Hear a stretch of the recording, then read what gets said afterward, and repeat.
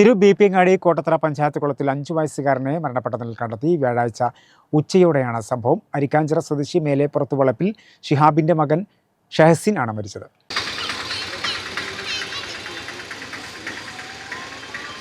വ്യാഴാഴ്ച ഉച്ചയോടെയാണ് സംഭവം. കോട്ടത്തറ പഞ്ചായത്ത് കുളത്തിലാണ് 5 വയസ്സുകാരനെ മുങ്ങി മരിച്ച നിലയിൽ കണ്ടെത്തിയത്.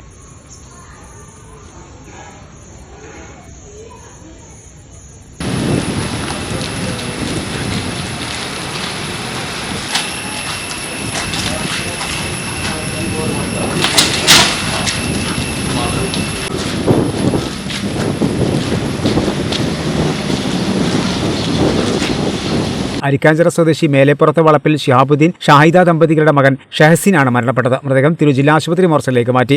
മുഹമ്മദ് ഷാദിൽ സഹോദരനാണ്.